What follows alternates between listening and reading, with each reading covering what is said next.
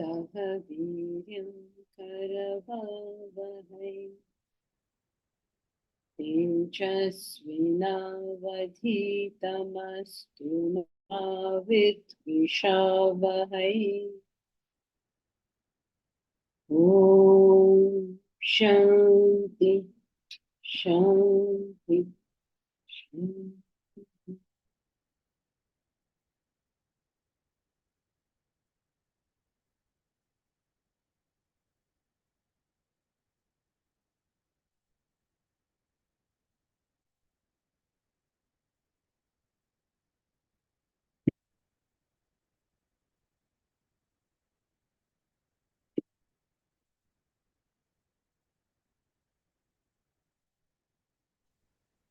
हरिओम जानकी जी। हरिओम। हरिओम madam. We've been studying the concept about how renunciation brings about success. And it is the, what should I say, the renunciation of ego that brings about success. Now we look upon this in some sort of moralistic manner. As you may know, I have had fever the last few days. And because I have become more or less incapable of doing too much work, I watched a serial on television. I had to ask my husband to switch the TV on for me, but he did. And I watched the serial, and it was a very interesting, old-fashioned sort of serial. There was this family, a single mother, her two kids, her own mother. They live together. They are, what was it, Latino sort of a family. And their landlord is this man, Schneider, who is a rich guy. And the landlord and this family are very close. The landlord wants to be part of their family. I mean, he's like a brother to this lady and all that. It's all very family, homely sort of thing. And I don't know, have you all seen this? Are you all familiar with this serial? I don't know if it's a popular one or what. No. Oh, Asha, you've seen it. Okay, so his name is Schneider and her name is Lupe or something, Penelope or something. So this Schneider has a father, a very, very rich guy, and he breezes in and he treats Schneider badly. He obviously treats his family badly. All he's concerned with is money. And Schneider is very, very interested in getting the good opinion of his father because he's never got it. And so they do up the building nicely and all that. And well, the long and short of it is Schneider's father comes up with the idea that this property now has become very valuable and you must throw out all your tenants and make it a condominium and you'll make lots of money. And Schneider's, oh, wow, that's fantastic. And of course, this lady goes berserk because she obviously cannot afford to buy this condominium in this fancy building. She can only rent it. And if he raises the rent, which he hasn't done for 17 years so far, and then she cannot live there. And then, of course, the bad father who's telling him to earn more money, to which he said, I don't need more money. My family, which means this other Mexican family or Latino family, is more important. And so it all ends very happily with him telling his father to go to hell and he didn't need more money, so he doesn't need to make all these changes. The typical old fashioned thing where family values are given more importance than money.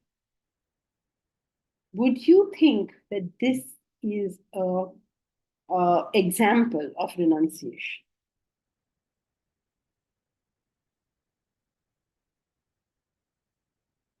I hope you got this story. Basically, he decided not to throw the family out, take the business loss, and live happily all of us together, sort of story.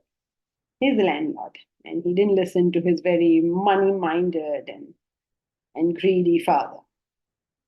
Would you think this is an example of renunciation? It will depend with his motivation of doing it. If he didn't His understand, motivation is to, yeah, he thinks that this Latino family is my family and I won't do anything to harm their interests. Though it's not really his family, it's his tenant. and he understands the benefit that will happen if he does.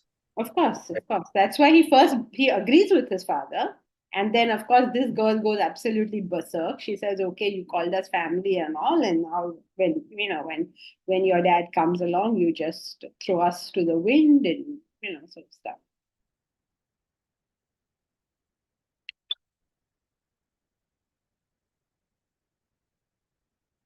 Ashia, he understood emotional satisfaction is more important than material benefits. So renunciation to a degree, renunciation towards material benefits. Okay. What do you all say? Why are you all so quiet? If it benefits one and all, then it's renunciation. So in this case, I mean, will an act be renunciation only if all of humanity is benefited? I don't know what you're meaning.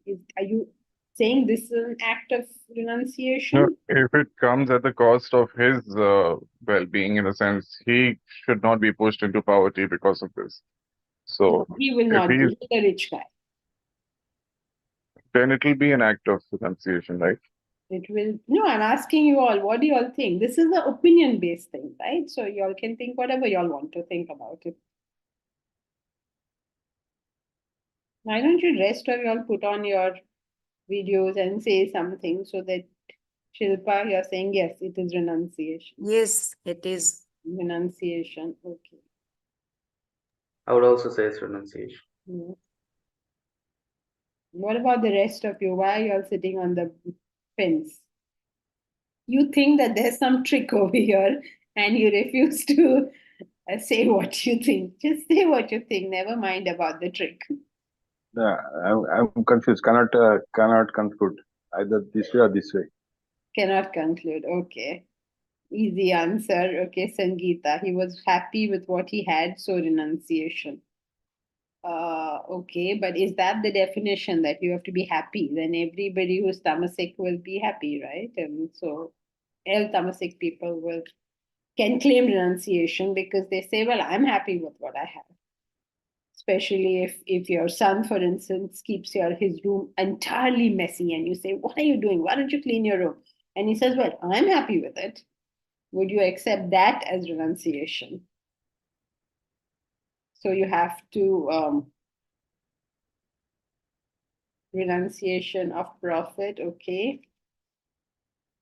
You need to think about it. See, Vedanta, the only advantage of getting in a Vedanta class, you're not learning anything. I hope you realize that your Vedanta class doesn't teach you anything.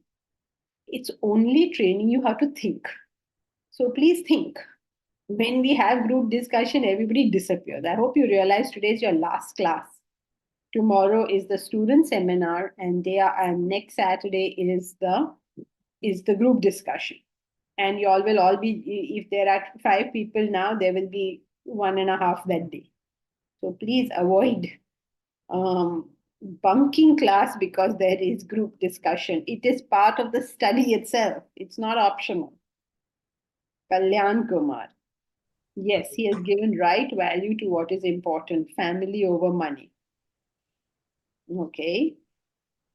Gandhiji, I think it's not renunciation as per the definition, because the person in a way acted from his ego, because this is my family, or I consider them my family. He was very strongly attached to them, and his purpose was not the higher cause, but the attachment to the family where the ego was at full play. I think it's not exactly renunciation. Okay, but if you use this kind of a definition, then here is a landlord attached to his tenants as a family, not to his father as family. If you use these kind of definitions, that if you care about anybody, it is your ego, then you would not be able to use this definition anywhere. You only person of renunciation would be a man of realization, and that's it. Yes, but he was very strongly identifying with one particular family, that was his tenants. And of course, we do not know whether that was his nature. I mean, was he identifying with his community or the people at large? It seems to me from the story that he was very attached to this particular family, because of, to the extent probably he's taking decisions which are not even uh, weighed properly, Not even considered very intellectually. He's probably getting overcome by emotions. okay. May I add something? Please. Yeah, I don't think to a certain extent it's renunciation, because he is not sacrificing his likes and dislikes. He does not like his father, so he doesn't like his father because of his attitude. And he likes these tenants because probably he considers them his family. Okay.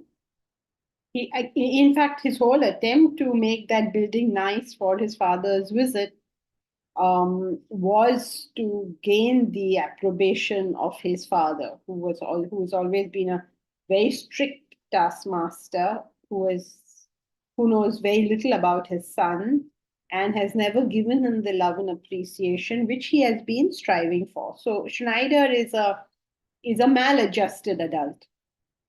He's a recovering alcoholic. For 8 years, he hasn't drunk. He has been off alcohol with the help of this family. I mean, not with the help of this family, but they have been family to him. And though they are not particularly fond of him because he's a maladjusted adult, they do care for him. He's always hanging out there and sort of being part of a family that he's not really a part of, and they are tolerating him. So I don't know I mean, if you all listen to one another, you will find 2 ideas coming out. Does anyone else want to say anything on this?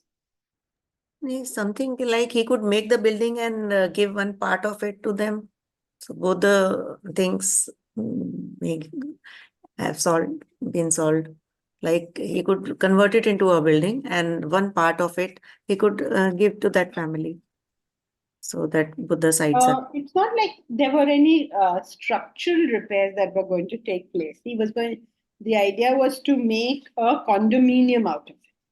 That Okay. means instead of running it as a rented thing, everybody would have to buy their places. So I'm assuming that That means one person cannot be renting there. Okay.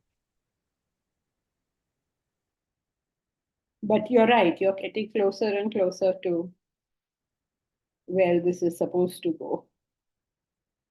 So just think about it. Most of you all have taken the stance that yes, that he has given family more importance than money, and that's a good thing according to you. Some of you have also felt that this is not entirely a wise decision financially, and so does it make sense? That is what you all think. So, broadly speaking, these are the two things, right? Because one, and why are we talking about this? Why are we talking about this story at all? To understand, if our concepts of renunciation are clear in everyday life. Yes, true, but which concept? Renunciation makes you successful. Renunciation makes you successful. Only Deepraj is on the line of thought. That is where we are, right? Renunciation is supposed to make you successful. Now, here you have a condition where a person is performing an act of renunciation, according to you, but where is the success being derived out of? And when we're talking success here, we are not doing some esoteric success, we're saying success actually in the world. So, while it is correct, yes, that he has, and what people have nowadays become very keen about, which is family is more important than money. If you're not well, your office will not look after you, your family will look after you. In our society nowadays, there's a lot of bad publicity given to our work and our careers, and a lot of good publicity given to family. This is what is happening in today's society, that family is important, work is secondary, all this sort of thing has become quite a popular concept nowadays. And no doubt it will run its course, and after some time people will give a lot of, after eventually the thinking will turn, people will give a lot of importance to family, find that they are stuck in poverty, and again this whole thing will turn around again, because human beings are not capable of learning a balanced lesson. So, coming back to the story, it's also a good way of revisiting how do you know what you know. A person who thinks in this manner. Now, this girl, she threw a big fit. Okay, let's take it from the point of view of the girl. She was very hurt and the single mother. Her name is Penelope or Lupita, I think she's called in the serial, and she's very upset with Schneider because of this idea, and then she resolves it in her mind. She goes to Schneider and says, "I understand you have a very good deal. Please go ahead, and we will manage our affairs." Schneider, of course, equally sacrificial, tells his father to go to, go jump, and everything continues as normal, and she's like really excited that life has come back to normal.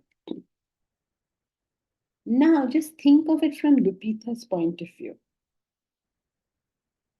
People stay in poverty because of the ideas they hold. Komal came up with this notion that why couldn't anyone think of a way by which both things are sorted? People who are poor stay poor because they think in a particular way. Now, here is this guy, he had an idea that would have made a lot of money for them. And if she was able to go along with that idea, or Schneider was able to take out all his father's negativity, but still go along with the idea, both of them, she's all the serial is about her struggling. She's always struggling. And at this point also, because of all these decisions, now she will continue struggling. Now that's fine because they have to run a serial and the serial doesn't work unless she is struggling. So all this has to happen. But for us in our lives, why can't we learn to think differently. And when we learn to think differently, remember that is your one word. Ability. That is your Intellect. Success, Growth. discrimination. Growth. Raj, you're my only hope now. That is your. Don't forget what we're discussing. Success. Success. What are we discussing? Renunciation. Renunciation. Renunciation. When you learn to think differently, that is your renunciation. What are you giving up? Your incorrect ways of thinking itself. And then how are you becoming more universal? Because you're going with more universal facts, more facts. The thing is, you have sort of guillotined your own life, as it were, by thinking in a particular way. And by being stuck in some narrow fence when you are off the skies itself. So renunciation for Lupita would have been, or for Schneider. You're right. Both of them had renunciation or had sacrifice to some extent. But Vedanta goes beyond that level of service or sacrifice and renunciation to say, look, it is possible. This is the area which is so difficult to communicate. It is perfectly possible to care about Lupita and her family and care in such a way that you don't leave them in poverty. You go up and you take them up with you as well.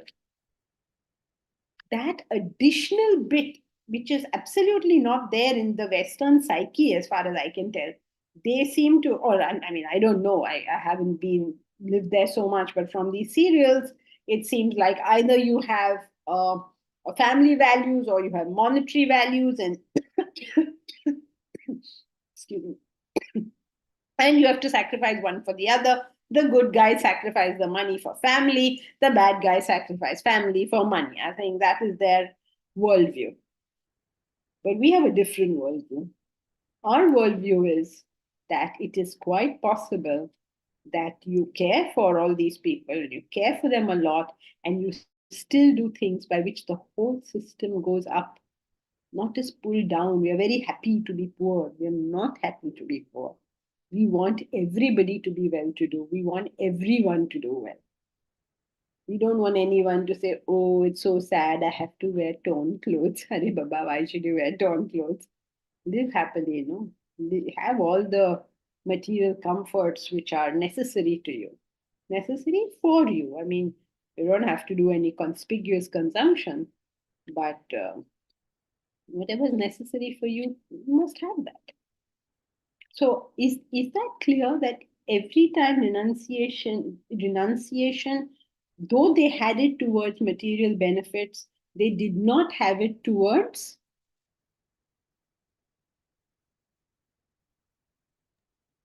Family. They had it towards family. Emotional satisfaction. Huh? Emotional satisfaction. Okay, fine, but that's fine, right? As long as you take up the higher, the lower will fall, right? So we are good as far as that is concerned. What did they not have renunciation towards? Their own ways of Their own thinking patterns. And because they did not have that bit of renunciation, their life will continue in exactly the same manner as it always has. Is that clear? Is that debatable? Is that not agreeable? What do you think? All right. that is just lack of thinking at the end of the day, or this is Lack of a broadened vision. so this will fall under tamasic renunciation. No, it won't fall. As far as they are concerned, they have been sacrificial. That they've done. So it's not tamasic renunciation. It's just that it hasn't gone all the way it should have gone. It's But good as far as it goes. they're unaware of the joys that will come if they do come out of poverty. Yes, if they help each other to do well as well. You know, it's sort of almost like a, I don't know, celebration of the fact of middle class life, you know, struggle, struggle, struggle, struggle, struggle, struggle. Why are you struggling so much? You know, it's a celebration of things that ought not to be celebrated.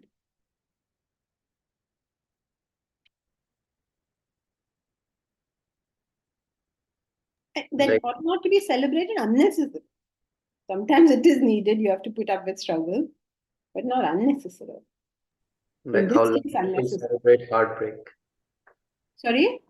Like how lovers will celebrate heartbreak. Okay. Yes. They feel sorry for themselves as opposed to getting on with life.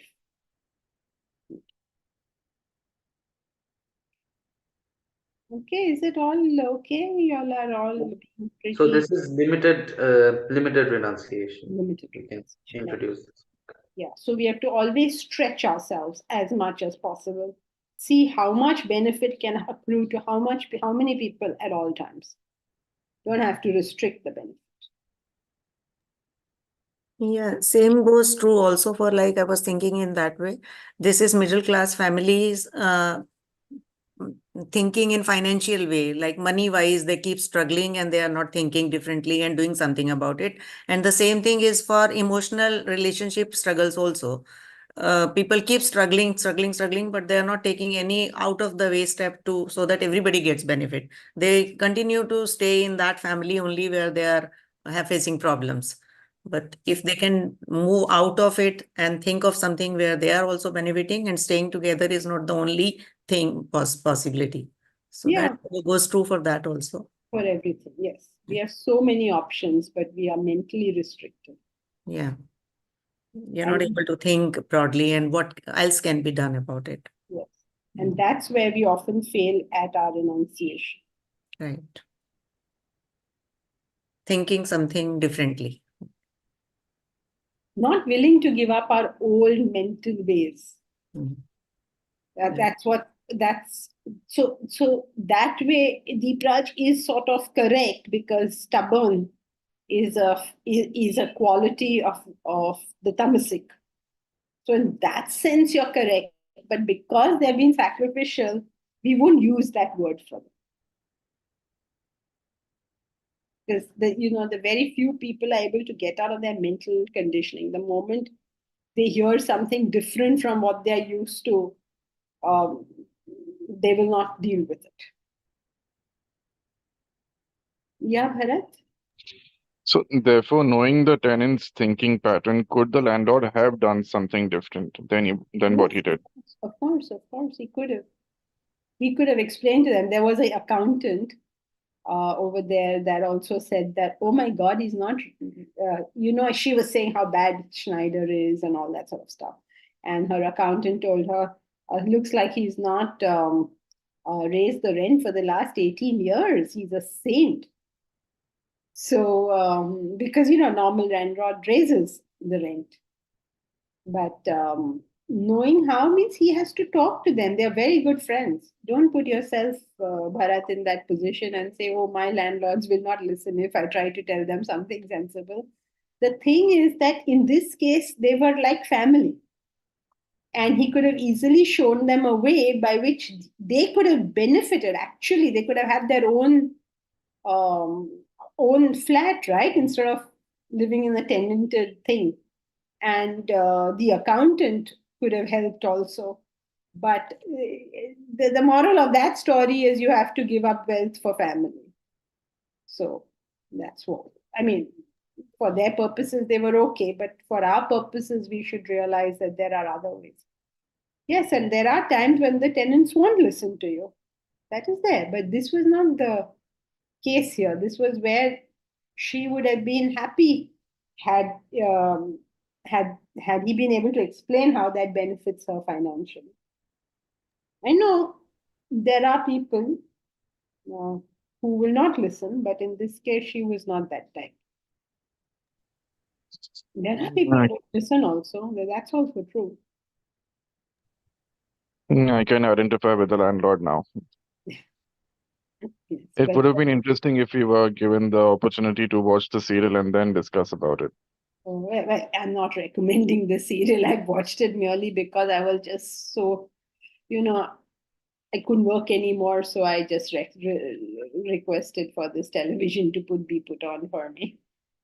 So I'm not recommending it, but unfortunately, I can't see anything without thinking of Vedanta. So the conceptually the idea that we are stuck here and we will always be stuck here, conceptually non-acceptable idea. So yeah, you can see it if you like. It's called Asha, what's it called? One day at a time, any day at a time, something, one day at a time. But how will you ever find this particular one? I don't know. If you want to see it, I'll tell Farouk. It's really not very. I'm neither recommending nor not recommending it. I don't want to say I'm not recommending it. Okay, so you can ask Farouk whatever it is and he put it on for me. So Janki ji, in this example, or if you take this, so it's a little bit of a conundrum, no? Because you have to expand your thinking, but you're conditioned because of your to a limited way of thinking. So one of the ways to expand is when you expand your purpose of life, right? That's what knowledge is supposed to do to us. So that's the only way. That is one of the way, and the other one is to realize there are two things your intellect is capable of. One thing at this level, one thing at the higher level. So you must exercise both these capacities. The people who are like doing very well in the corporate world or very successful, they are the types who are engaging at this level and not at this level. People like us who come to class and are interested in higher things and higher values, we engage at this level, but not at this level. This level means the level we currently are at. We tend not to think. We think about this at the level we currently are at as a very insignificant thing and we need not bother about it at all. Those who are very successful think about the level they currently are and they think the higher is all insignificant. But if anyone can do both, they'll have both. They'll have all the material prosperity, plus they will have spiritual growth. And they will benefit people. I mean, I'm saying this theoretically because frankly, even I struggle with the same thing. I do not know how to achieve what I'm trying to achieve. I have to achieve the next 10 crores very quickly. Okay, because probably next week we will sign the MOU and then we will start paying the what do you call the landowners. We have one thing more to cross before we will sign an MOU, and we're trying to cross that. And you have no idea, you should actually make a serial on this. It's like really a soap opera. Every day I learn something new. So we learned some days ago that it was in an eco-sensitive zone, and then all this dashing around to find out whether that matters to us. Yesterday we got some more zone certificates, which now say that we are within the hazard line. So now does that mean anything to us? So, I mean, every day you have to keep on learning new stuff. And also the old stuff continues. And the old stuff that is continuing is that we need 10 crores very quickly. We all have to think about how to get that. Because once we get the land, then we have to start building, right? You get an architect, make plans, start building. Where's the 10 crores for that? So I struggle with it myself, and I hope you all are struggling with it and thinking about where the next 10 crores are coming from. But at least this much we do know, that we're going to think this thing through and hopefully find some way out, because we're small people, right? We're not people who can afford to give out that kind of money. Even if everybody in the class chose to give some, we'll still not get 10 crores. And anyway, we have to reach 108 crores. So can't keep on giving till you get 108 crores. So what are our options? What can we do? We will have to stretch our own thinking for that. So there are two things. One is thinking at this level, whatever is going on, and one is thinking for the higher. For some of us, thinking for the higher comes easy. Some of us thinking at this level comes easy. And the great ones are ones who are going to be able to do both. Because it's great to conceive ideas, but then you have to execute them.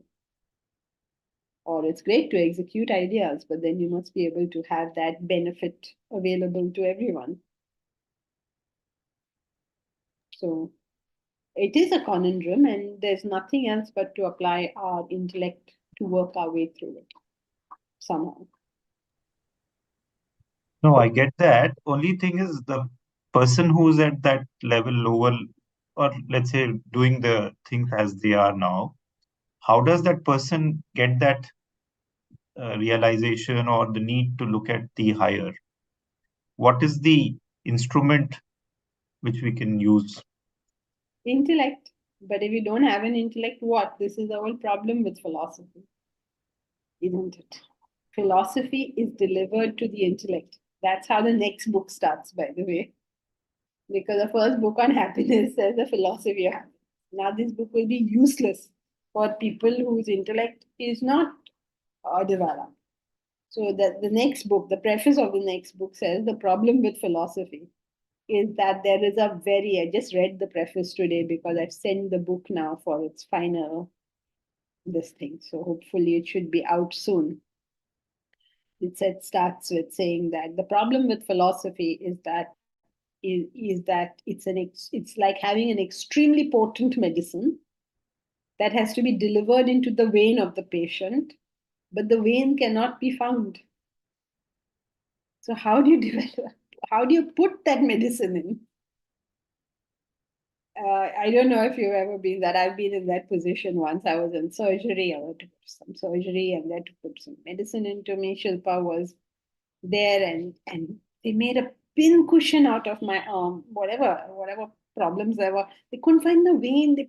All the first the interns came, then the doctors came, then the senior doctors came, all of them trying to put that thing into my bloodstream, whatever in the world it was.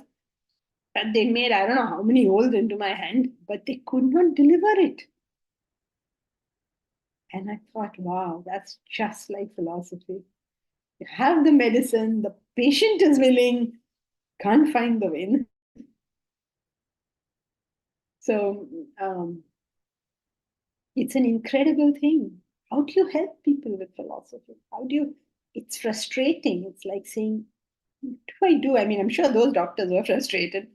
They had the medicine in their hand, they had their patient under their control, but they couldn't deliver it. So, if you don't have an intellect, what can anyone do? Just expose yourself to this knowledge, just expose yourself to this knowledge, just expose yourself to this knowledge, and hopefully the thinking capacity will rise. Or alternatively, engage a lot in karma, do a lot of karma, and hopefully the intellect will rise. Or engage a lot in bhakti, and hopefully the intellect will rise. Then you have another problem. How do you get somebody who's not even interested to do all these things? No answer to that. But at least for those who are interested, do this. And then hopefully something will happen. Because you have to show results in here like everywhere else. You have to show results. Can't just come to class and say, okay, I've been attending class. Show results, write them down. Let us know what are the results you have obtained in your own life. And then we will know that something useful was done. We don't treat it, we have to treat our sadhana also like it's a corporate exercise. When we do volunteer work, we think this is, lackadaisical. Acha, theek hai, ho jayega, karenge. No, you have to show what is your target and how much time you put to achieve it and so much time. That's engaging the intellect. But your other category of people who you say value the higher, but they don't really see the need for getting things done or operate at that other level. So that means they also are not having enough intellect Yes, to of see. course. Of course.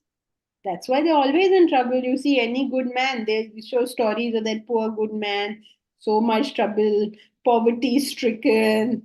Everybody, all the bad guys of the world have knocked this person down. Then we have questions like, why do the good suffer? It's a very common thing. I don't know if you notice, all the good people are shown in the worst possible circumstances, and all the bad people are shown in all the best possible circumstances. But why? Why all this? Why can't good people have good circumstances? So yes, you're right. It's because of the intellect not being used. Yeah. Okay. Thank you. Jankiji, on this point. 1 second. So, Okay, fine, go ahead. Sorry, yeah, Raj, I'm coming to you. so are they using the subtle intellect then? Because if aggressive goodness is there, then the person will not be suffering at all, right? Yes. The person will not suffer and will not be cause of anyone else to suffer. But, these are just words, aggressive goodness or anything. What it means is the full use of the intellect. We are all using our intellect in a very, very narrow area. We use it in a very small band. And when we refuse to think outside that band, we can't think. We think, okay, this is helpful to a person. Like, for instance, something I'm constantly breaking my head over. Everybody tells me in class, out of class, everywhere of all the good work they're doing. In fact, one thing I always find shocking is people who use Vedanta forever for the last 20 odd years. I don't know for how many years. Whenever they have been in trouble, they have approached Vedanta. Over a period of time, they've all become incredibly wealthy. Incredibly wealthy. If you go to them and tell them about what you're doing, they have no funds to offer. It's I don't understand this. You have studied the subject, you have come back to it every time you had a problem, you have claimed benefit of the subject, you yourself have claimed it. But when it comes to doing something for the subject, nothing. So, in fact, they tell me, and I appreciate it, of course I do, how much work they're doing. Somebody's looking after cancer patients, somebody's looking after animal welfare, somebody's doing, and they tell me all these things that they're doing, and I say, oh, that's absolutely fantastic. And we should keep track of this because it's our theory, right? For every one person who studies Vedanta, how many people benefit? It's countless number of people who benefit. And yet nobody does anything to create more systems for the study of Vedanta. So they have used their intellect, but they can't see this. I find it amazing that you can't see it. How much money you are spending on whatever is the cause you have picked up, and all wonderful causes. I mean, nothing wrong in it, and you have nothing to spare for the very subject from where you got this. Vedanta doesn't need anything from us. It has stood the test of time over 10,000 years. But if we really want to benefit our people, then this is the base of it all. If this is not there, we will not create the benefit we are trying to think of. Now, who's to explain this, right? So their intellect works, but only in a very small portion. They're not even able to see the reason they're doing all this good work is because of what they have learned in class. So, what do I say to that? Those who have benefited cannot see it. What to expect from those who are yet to benefit from it? Then the claim of being benefited or having understood Vedanta is limited, right? Of course, that's what I'm saying. No, everybody is only in a little patch. So we're not able to expand. We're not able to go forward and think. Okay, so we were doing online classes. It was all going well. People claimed benefit, and you could see also the benefit. What next? We can't go forward. We're stuck wherever we are stuck. Yes. Thank you. Yeah, Deepraj? Yeah, so the story we were discussing earlier about this man who refused to make a building out of it. Can we draw a parallel between this and what Bhishma did? He's he gave up the kingdom for his father, which one might consider very noble, but he doomed his subjects to to 3 generations of tyranny, basically, and unstable governance. No, because you can't make that comparison because it is a story there. The Mahabharata is of allegorical significance and shows various aspects of our personality. So Bhishma represents that capacity in us to give up Kanchan and Kamini. So you remember Kanchan and Kamini are the two main motivations of life, right? Wealth and woman, enjoyment and acquisition and enjoyment. So Bhishma is the representation of that highest aspect of a human being that is capable of that. So it's in a different context. That is why it's called Bhishma. Na? Bhishma means terrible. So he's capable of terrible oaths. So you and I are capable of terrible oaths. We are capable of doing this kind of thing. That's what it's trying to show. But the result of giving up Kanchana and Kamini should be a bliss and satisfaction. So he was always very satisfied. There's no way he can predict what is going to be the consequence of this marriage, right? He cannot take the stance at that time that I am so good and whoever is going to be born as my brother now is going to be a horrible person. I mean, why would he think that thought? Nor can he say, okay, let me see who will be born as my brother and then I will decide whether to renounce or not.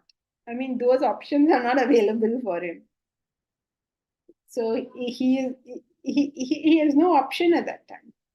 But what it shows his character is that even when it was all wrong, and because he had given the oath that he will protect the kingdom, he stood by them, even when it was all wrong. But he was internally disturbed, correct? He was internally disturbed on seeing it, but that's a very different kind of disturbance from our disturbance. Or how should I say? It was the kind of disturbance or a sort of disturbance like Mahatma Gandhi would have felt when he saw India being partitioned. It wasn't affecting him, his family directly, and yet it was breaking his heart, sort of thing. Nothing to do with him. This is a different kind of sadness. That's the sadness he felt as a citizen, not as a. Okay. As someone who cares for his country. So it's a phenomenal thing, really, to think that he was so non-egoistical that he had nothing to do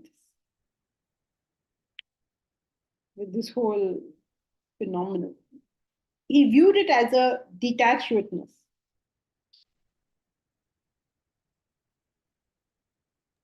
Thank you.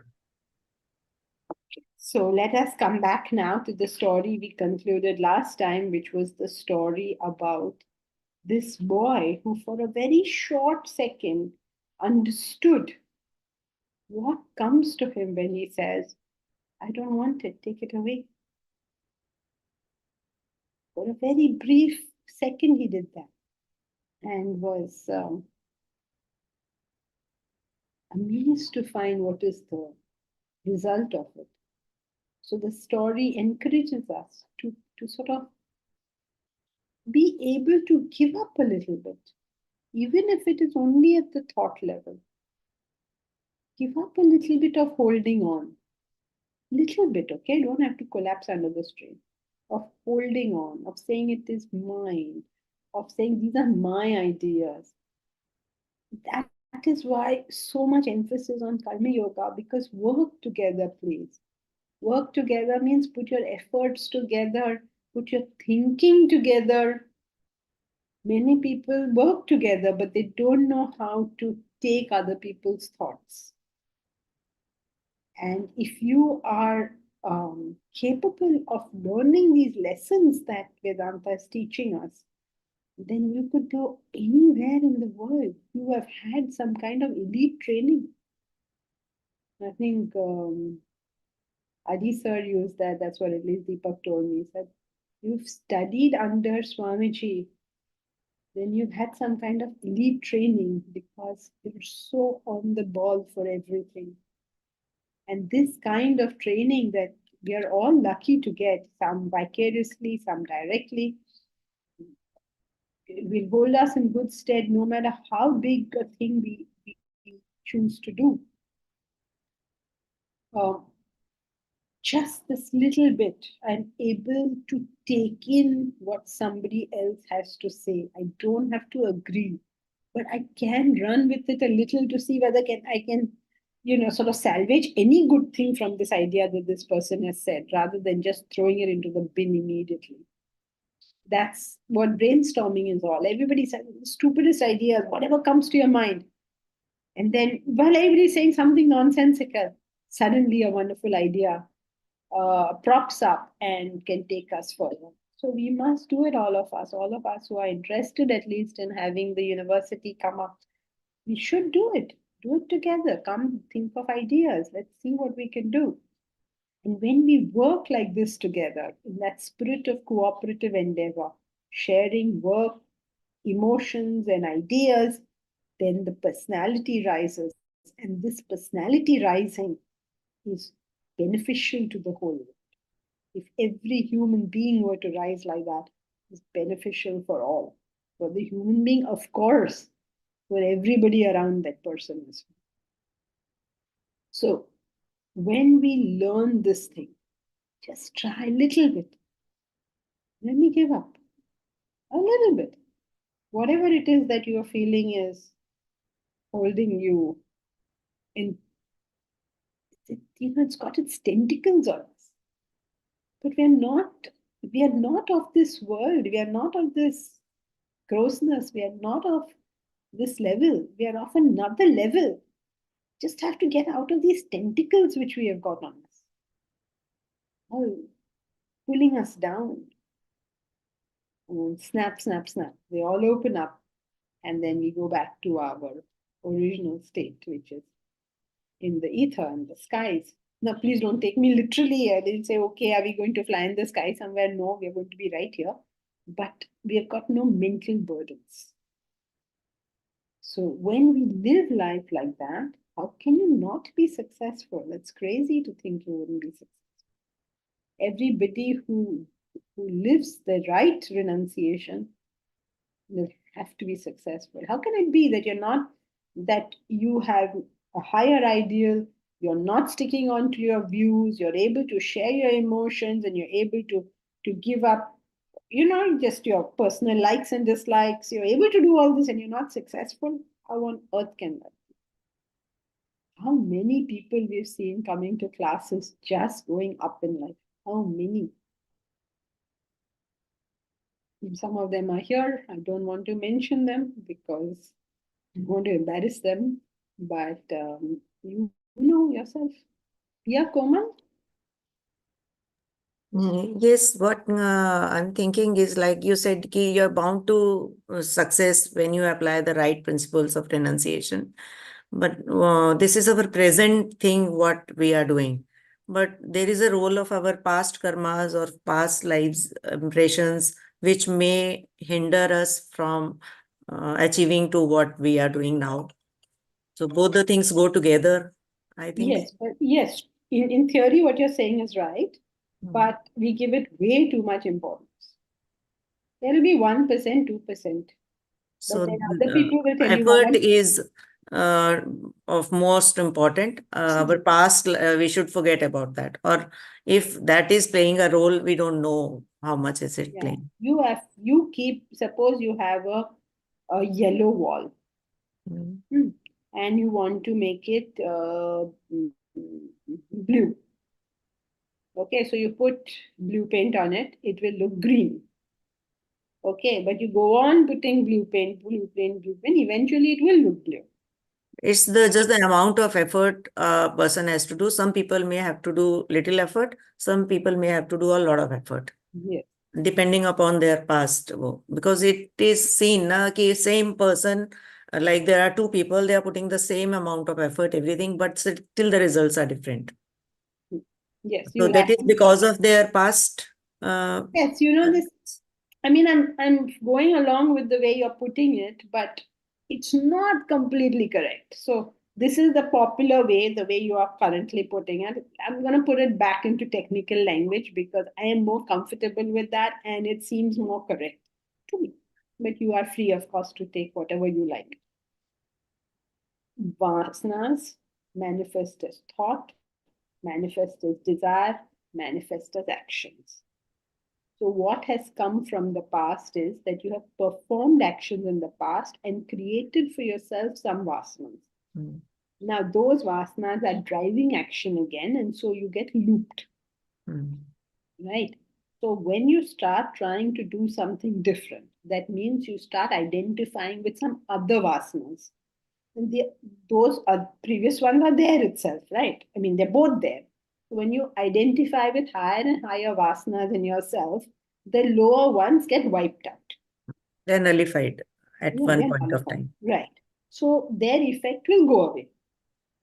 So most people look upon it as an event that is predicated by a past action. It's not always like that. Your bigger challenge comes from within your vasana bank and not from an external event. Here also comes the role of what sometimes when we call of God's will and free will. So you're talking only about the free will, like free will works much more in our life. No. There's no God's will and free will. God has no will for us. God, if he It's has me a only will, who is deciding everything for me. yes. There's no separate God as such Yeah. or separate Now, karma. just don't bring that in. Let's figure one thing. Yeah. Your vasanas create your actions, and your actions create your vasanas. So the part that has to be nullified is the incorrect vasanas which you have collected in the past. You've also collected good vasanas, so identify more with those ones. Vasanas in English is called what? There's no word in English for vasana. Intention? No. It is that which causes the intention. Okay. Inherent tendency.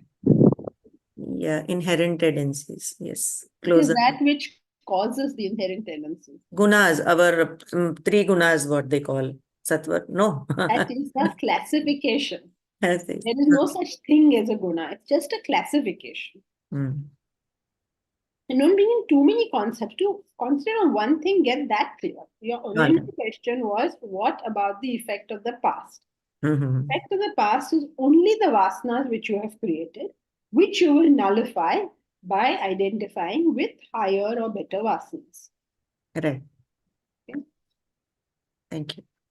Rahul Roy, what is a vasana? New to Vedanta. Vasana is sometimes translated as an inherent tendency, but technically it is an unmanifested desire.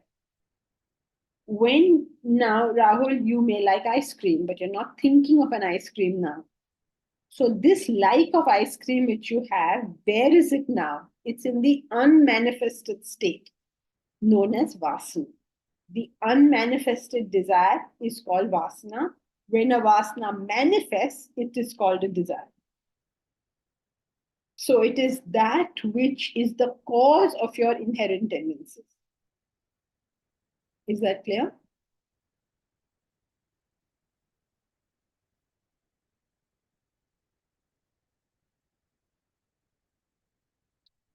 What is the source of vasana? Vasana is another word for avidya, which is ignorance. ignorance of something comes because of the presence of that object.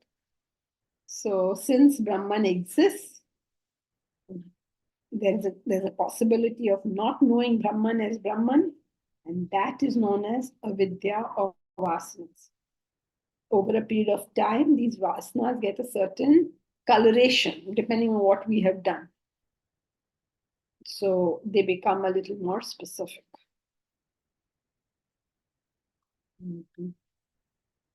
Can we get rid of vasanas? What is this? Getting Yeah. rid of? Getting Yeah. rid of vasanas. The whole There are good vasanas and bad vasanas. Two types of vasanas, or vasanas are bad only. No. Good and bad. You have a vasana for self-realization also. Okay. They say manifested, unmanifested desire. Okay. It can be good and bad. Can vasana exist without consciousness? Okay, now we are going far away. What we were talking about is how renunciation brings about success. So I hope you all are clear about it. Renunciation means that you've taken up higher values and gotten rid of the lower ones, those physical, meaning in terms of action, or in terms of emotion, or in terms of thoughts. And if you can manage this, success is only a question of time. Now, tomorrow. Actually, I think Rahul's question is in reference to our GD yesterday, so we can take it up in the big GD. Okay. You were there at the GD? Okay. Fine.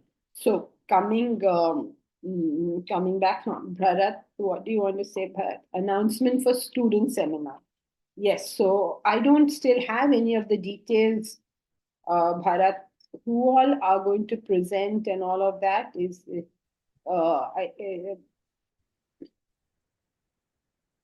want to make the announcement because I don't have it yet. Yes, we can maybe give the names of the students on the WhatsApp group. Do we give the topics also they're presenting? Yeah, what do we have? Nothing has come to me as yet. Who are the students? Okay. And what are the topics? And all right. So we'll at update the least group. tomorrow, or if you don't have it readily available, then tomorrow. No, we have it available. We'll send the group also with the details. And so one by one, everybody will be presenting. There are 5 students who will be presenting. So we'd all get a chance to listen to them and learn from each other. Yes.